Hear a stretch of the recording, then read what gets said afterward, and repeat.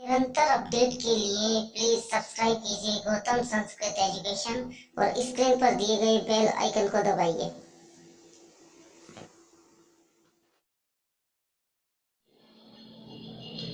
नमस्कार विद्यार्थियों, आप सभी का हमारे इस YouTube चैनल पर स्वागत है। हम चर्चा कर रहे थे समास प्रकरण की। तो समास प्रकरण के अंतर्गत अभी तक हम अव्यय भाव तत्पुरुष समास में व्याधिकरण समास की चर्चा कर चुके हैं। आज हम चर्चा करने वाले हैं समानाधिकरण तत्पुरुष की। बहुत ही महत्वपूर्ण समास है यह समानाधिकरण तत्पुरुष। समानाधिकरण तत्पुरुष का अर्थ होता है कि तत्पुरुष समास के दोनों पदों में यदि समान विभक्ति हुई तो वह समानाधिकरण तत्पुरुष कहलाता है, और उत्तर पद प्रधान हुआ तो उसे हम कहेंगे समानाधिकरण तत्पुरुष। प्रायः दोनों पदों में समान विभक्तियां विशेषण और विशेष्य के मध्य होती है। विशेषण और विशेष्य के मध्य, क्योंकि विशेष्य जिस लिंग का वचन का होगा उसी लिंग और वचन का विशेषण होना जरूरी है। इसे हम दूसरे नाम से भी जानते हैं, जिसे कहते हैं कर्मधारय समास।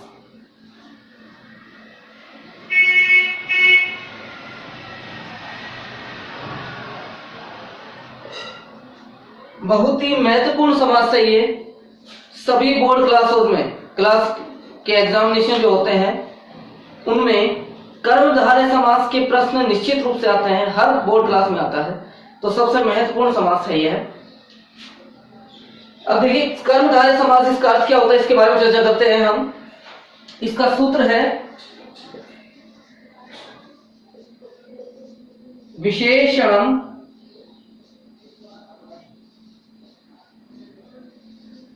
विशेषण बहुलम, अर्थात विशेषण और विशेष्य की बहुलता होती है इस समास के अंतर्गत। विशेषण किसे कहते हैं कि वे शब्द जो संज्ञा, सर्वनाम आदि शब्दों की विशेषता बतलाते हैं उन्हें हम विशेषण कहते हैं। और विशेष्य उन शब्दों को कहा जाता है जिनकी विशेषता बतलाई जा रही है। जैसे काला कुत्ता, यहाँ कुत्ते का विशेषण काला है और विशेष यहाँ पे कुत्ता है। तो जो समानाधिकरण तत्पुरुष होता है अथवा कर्मधारय समास होता है, इसमें विशेषण और विशेष शब्दों की बहुलता होती है। वही कर्मधारय समास के नाम से भी जाना जाता है। अब हम इसमें सर्वप्रथम चर्चा करते हैं विशेषण विशेष्य कर्मधारय की।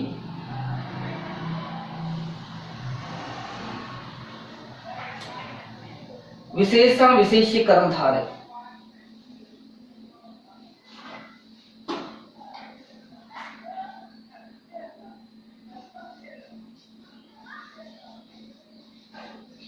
जैसा कि नाम से स्पष्ट है, यह समास विशेषण और विशेष्य के मध्य होता है। दोनों पदों में समान विभक्तियां होती है तथा उत्तर पद प्रधान होता है। पूर्व पद इसका विशेषण होगा और उत्तर पद होगा विशेष्य। जैसे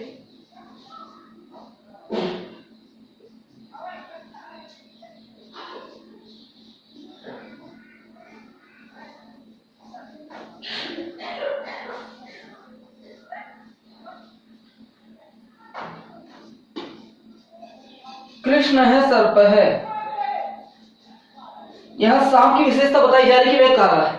अब देखिए यहाँ पे कृष्ण में भी प्रथमा विभक्ति है, सर्प में भी प्रथमा विभक्ति है। इसे हम एक प्रकार से और कह सकते हैं कृष्ण च असौ सर्प है, क्योंकि पुल्लिंग शब्द के मध्य हम च असौ का प्रयोग कर सकते हैं। स्त्रीलिंग शब्दों के मध्य हम च यम का प्रयोग कर सकते हैं और नपुंसकलिंग पदों के मध्य हम च तत् का भी प्रयोग कर सकते हैं। और बाकी इसको सीधा इस प्रकार से विभक्ति लगा के लिख दें सीधा, तो भी वह समास विग्रह हो जाता है। तो इसमें ज्यादा दिमाग पर ज्यादा जोर देने की आवश्यकता नहीं है। इसका समस्त पद होगा कृष्ण सर्पः। दोनों पदों के मध्य विभक्ति का लोप होकर के एक पद हो जाना ही समास कहलाता है। इसी प्रकार से महान ऋषि, यहाँ पे दोनों पदों को एक कर देंगे तो यह हो जाएगा महर्षि। महान के नय का लोप होकर के आ का आगमन होता है और यह हो जाता है महर्षि, और संधि होगी जब आ प्लस रहे तो अल हो जाएगा महर्षि। इसी प्रकार से महान राजा, यह महाराज हो जाएगा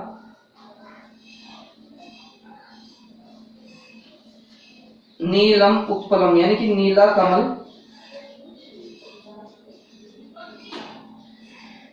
यह नीलोत्पलम हो जाएगा। इसे हम नीलम कमलम भी कह सकते हैं, नीलोत्पलम। ठीक इसी प्रकार से पीतम अम्बरम, यह पीताम्बरम हो जाएगा। पीला है जो वस्त्र वह पीताम्बरम है। एक बात ध्यान रखना है, पीताम्बरम ये एग्जाम्पल है, बहुब्रीहि समास में भी आता है। अगर यह पद पुल्लिंग में हुआ अर्थात पीताम्बराय हुआ तो यह अन्य पद की ओर इंगित करता है जो भगवान विष्णु है। उसका अर्थ होता है पीले हैं वस्त्र जिसके, वह भगवान विष्णु का पर्यायवाची है, तो वहां पे बहुब्रीहि समास होगा। और यहाँ ये अंबर यानी वस्त्र की विशेषता बतला रहा है कि वह पीले हैं, यहाँ पे कर्मधारय समास ही होगा। तो इस बात का आप ध्यान रखेंगे विशेष रूप से। अब आगे चर्चा करते हैं हम। इस समास में पढ़ा हमने कि पूर्व पद विशेषण है सभी, जैसे कृष्ण भी विशेषण, महान भी विशेषण, नीलम भी विशेषण, पीतम भी विशेषण है, और उत्तर पद विशेष्य है। अब हम पढ़ने वाले हैं विशेष्य विशेषण, यानी कि पूर्व पद विशेष्य होगा और उत्तर पद विशेषण होगा, उनके बारे में पढ़ने वाले हैं, जिसको कहते हैं विशेष्य पूर्व पद कर्मधारय।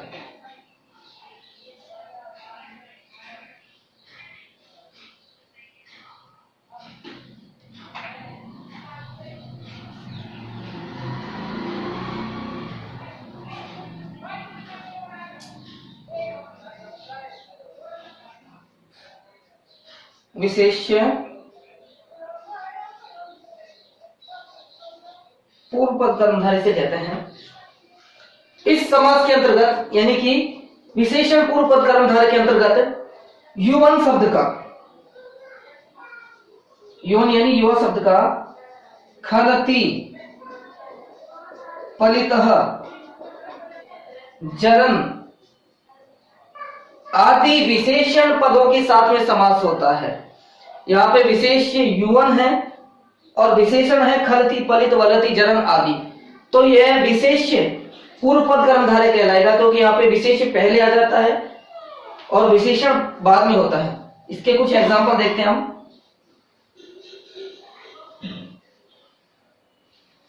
जैसे युवा खलति, इसे हम कहेंगे युवा खलति, यानी कि गंजा युवक। इसी प्रकार से युवा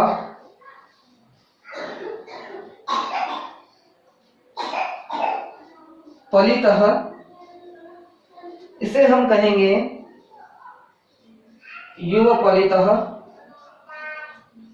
यानी कि ऐसा युवक जो बूढ़ों की तरह लगे, बूढ़े की तरह लगे, सफेद बालों वाला युवक। ठीक इसी प्रकार से युवा वलित है, यानी कि युवा वलित है, अर्थात ऐसा युवक जिसके चेहरे पर झुर्रियां हो। ठीक इसी प्रकार से युवा जरन, यानी कि युवा जरन अर्थात ऐसा युवक जो बूढ़े की तरह लगे, उसे हम कहेंगे युवा जरन। अब हम चर्चा करते हैं इसके नेक्स्ट भेद की, जो है उपमान उपमेय कर्मधारय, यानी उपमान व उपमेय के मध्य जो कर्मधारय समास होता है वह उपमान उपमेय का अर्थ होता है। उपमान वह शब्द है जो तुलनावाची शब्द होता है, किसी से तुलना की जाती है, उपमा दी जाती है, वह उपमान कहलाता है। और जिसके लिए उपमावाची शब्द का प्रयोग हुआ है वह उपमेय कहलाता है। तो अब हम बात करेंगे उपमान उपमेय कर्मधारय की।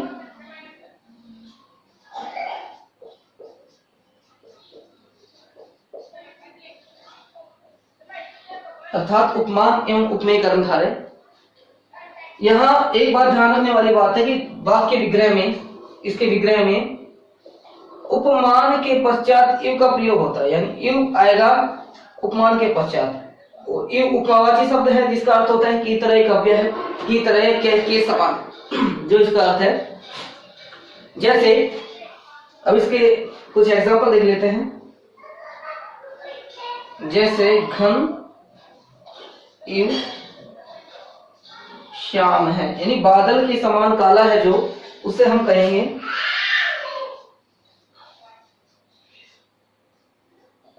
घनश्याम है।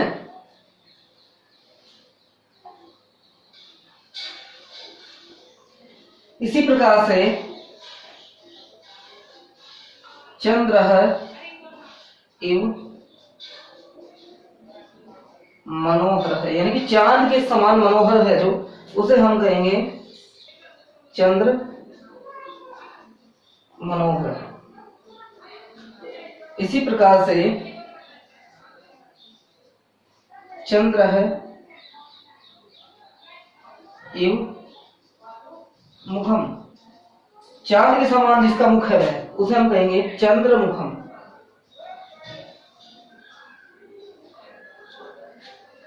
ठीक इसी प्रकार से गज है इव स्थूल है,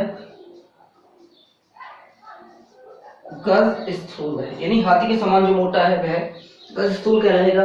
कर्पूर इव गौरम, गोरा है, यानी कपूर की तरह जो गोरा है अथवा सफेद है वह। वज्र इव कठोर, वज्र के समान जो कठोर है वह। शैलोन्नतम, यानी कि शैल के समान जो उन्नत है, चट्टान के समय जो ऊंचा उठा हुआ है वह। तो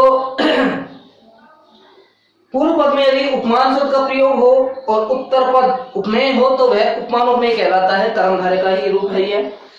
करना यह है कि जो उपमान वाचक शब्द है उसके अंत में इव लगा देंगे। उपमान पहले हुआ तो भी लगा देंगे, बाद में हुआ तो भी।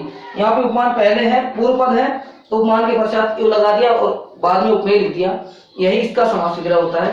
अब हम चर्चा करते हैं उपमान उत्तर कर्मधारय, यानी कि उपमान पद जिसमें उत्तर में हो, बाद में हो। यहाँ पे उपमान पूर्व पद है, उपमेय उत्तर पद है। अब जो उदाहरण आगे उदाहरण पढ़ेंगे हम, उनमें उपमान उत्तर पद हो जाएगा और उपमेय पूर्व पद होगा। उसके एग्जांपल देख लेते हैं। कंडीशन वही है, उपमान के पश्चात इव लगेगा।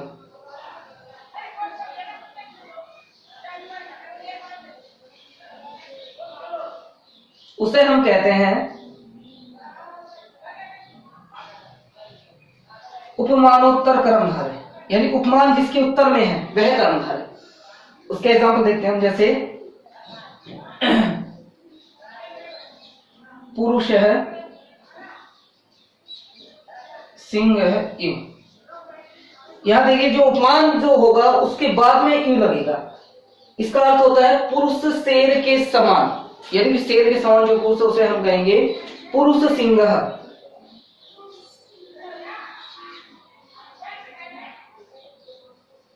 इसे कहेंगे पुरुष सिंह। ठीक इसी प्रकार से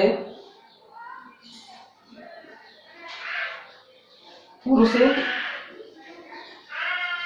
व्याघ्र है इव, यानी पुरुष व्याघ्र के समान, बाघ के समान, उसे कहेंगे पुरुष व्याघ्र।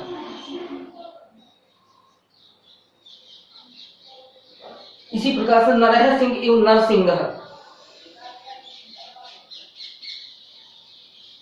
मुखम चंद्र इव, चांद के समान जो मुख है उसे हम कहेंगे मुख चंद्र।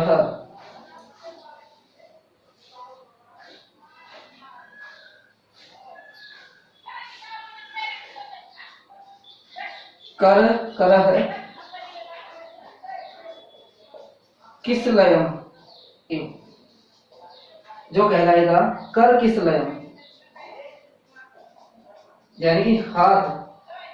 किसलय यानी कि कच्चे पत्ते जो होते हैं कोपल, उनके समान कर किसलयम। तो यहाँ पे आप देख रहे हैं उपमानवाचक जो शब्द है उनका उत्तर पद में प्रयोग हुआ है, पूर्व पद उपमेय वाचक शब्द है। उपमानवाचक शब्दों के पश्चात ही इव लगता है। इसे हम कहते हैं, जानते हैं, उपमानोत्तर कर्मधारय के समास के नाम से। अब आगे देखते हैं, इसी का एक सूत्र और है, दिक् संख्ये संज्ञायाम, उसके बारे में जानते हैं।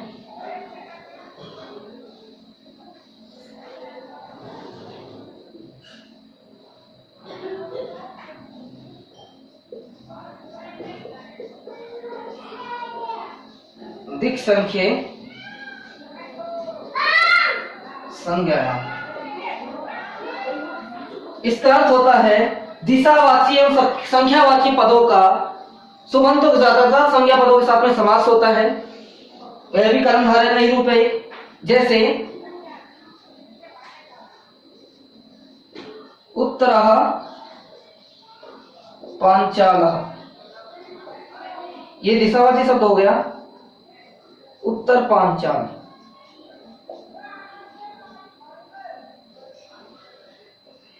ठीक इसी प्रकार से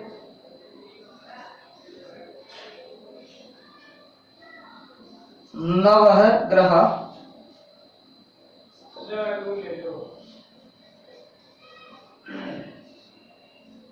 नवग्रह यानी नवाचेति ग्रह। इसी प्रकार से सप्तऋषिय है, सप्तः ऋषि है, सप्त है चैत्य ऋषि, ये सप्त ऋषि हो जाएगा, सप्त ऋषि है। इसी प्रकार से षोडशः संस्कारः, यह है षोडश संस्कार हो जाएगा।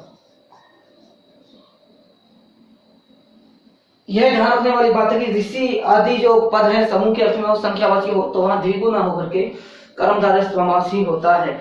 और यदि संख्यावाची शब्द नदियों के समाहार में समूह में हो तो वहां पे भी द्विगुण नहीं होगा, वहां पे अव्ययभाव समास होगा नदी विषय सूत्र से।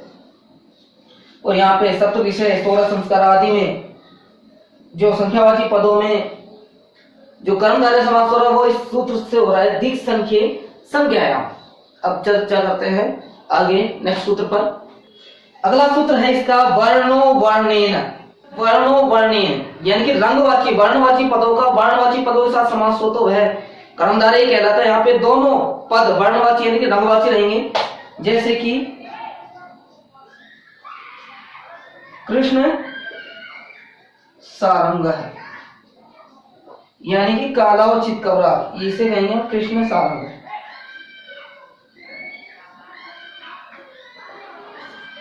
ठीक इसी प्रकार से कृष्ण है, श्वेत है, काला और सफेद, कृष्ण श्वेत है, रक्त श्वेत है यानी कि लाल और सफेद, इसे हम कहेंगे रक्त श्वेत है। तो यहाँ पे दोनों रंगवाची पद जो है उनके मध्य समास होता है। अब चर्चा करते हैं आगे। अगला जो इसका प्रकार है वह है अवधारणा पूर्व पद कर्मधारय। अवधारणा पूर्व पद कर्मधारय यानी कि इसका जो पूर्व पद होता है वह अवधारणा वाचक होता है। कर्मधारय का ये प्रयोग है, ये भेद है। यह देखिए, जैसे गुरु एव देव है, गुरु ही देव, गुरुदेव।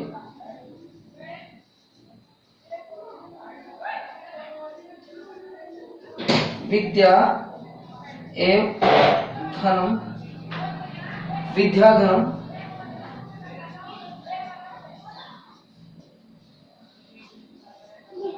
वेद एव संपत्ति यानी कि वेद संपत्ति, वेद ही जिसकी संपत्ति है। इसे हम कहते हैं अवधारणा पूर्व पद। ये जो पूर्व पद है ये अवधारणा वाचक है, अवधारणा पूर्व पद कर्मधारय है। यह उत्तर पद की यहाँ पे प्रधानता है और दोनों पदों में समान विभक्ति है, इसलिए समानाधिकरण तत्पुरुष के नाम से जाना जाता है। इसी के साथ हम कर्मधारय समास का जो एक प्रकरण है इसको यहीं पर विराम देते हैं। आगे चर्चा करते हैं हम द्विगु समास की।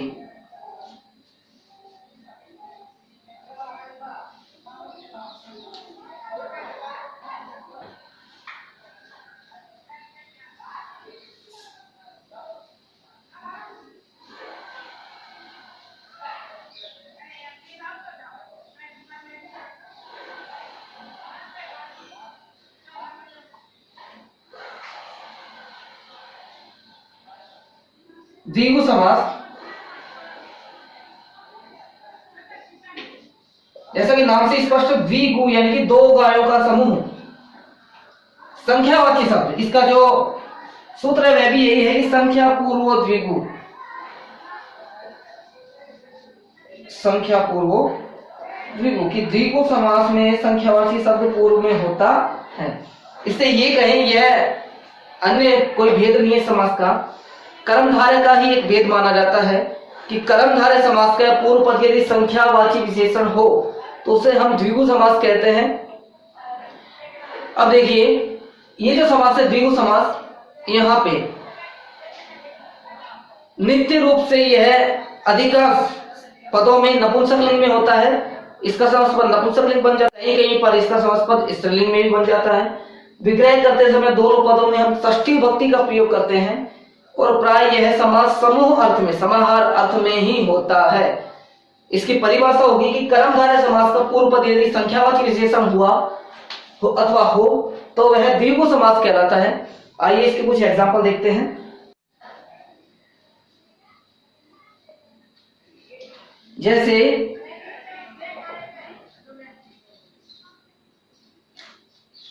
सत्ता नाम,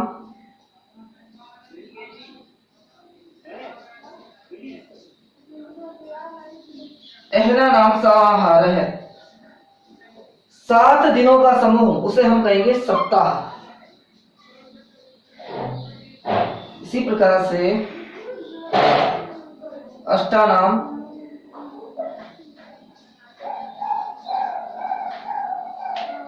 अध्याय नाम समाहार है। यह नित्य, इसका जो समस्त पद है स्त्रीलिंग में हो जाएगा और यह हो जाएगा अष्टाध्यायी।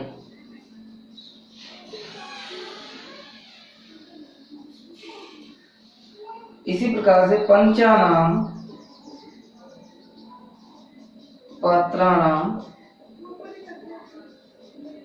समाहार है, यानी कि पंच पात्रम, त्रयाणाम, भुवनानाम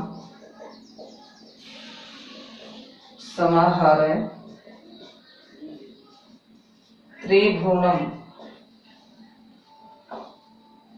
चतुर्नाम पथानाम समाहार है, चतुष्पथम। इस प्रकार से जो भी संख्यावाची शब्द पूर्व पद में आते हैं वहां प्राय द्विगु समास ही होता है, कुछ एक को छोड़ करके, जैसे दिशावाची शब्द नहीं होना चाहिए उसमें, और एक नदी जो है, नदियों का समूह के योग में नहीं होना चाहिए, तो वहां पे नदी विशेष सूत्र से अव्ययी भाव समास होता है, और संख्यावाची ये दिशावाची शब्दों के योग में कर्मधारय समास होता है, जैसे उत्तरः पांचालः, और ऋषि के समूह के योग में भी कर्मधारय समास ही होता है। बाकी संख्यावाची शब्द जिसके पूर्व पद में हो वहां पे द्विगु समास होता है।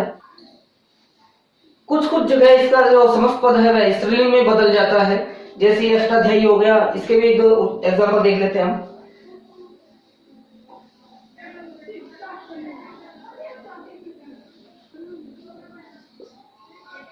जैसे त्रयाणाम लोकानाम समाहार है, 3 लोगों का समूह जिसे हम कहेंगे त्रिलोकी। इसी प्रकार से पंचानाम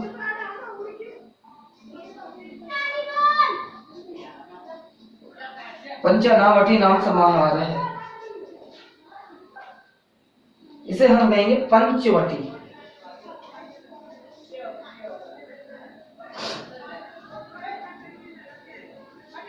ठीक इसी प्रकार से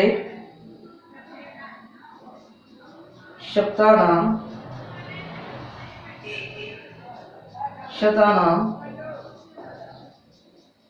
समाहार है, जिसे हम कहेंगे सप्तशती। तो इस प्रकार से इसका जो समस्त पद कुछ कुछ पदों में स्त्रीलिंग में होता है, प्राय यह नपुंसकलिंग के वचन में होता है। ये बात ध्यान रखने योग्य है और पहचान इसकी सबसे आसानी की पूर्व पद संख्यावाची विशेषण होता है। तो आशा करता हूं कि आपको यह वीडियो समझ में आ गया होगा, पसंद आया होगा। आगे भी अपडेट होते रहिए, निरंतर जुड़े रहिए हमारे वीडियोस के साथ में। आज का जो प्रकरण है कर्मधारय और द्विगु का यहाँ पे समाप्त होता है। अब आगे मिलते हैं नेक्स्ट वीडियो के साथ में, तब तक के लिए धन्यवाद।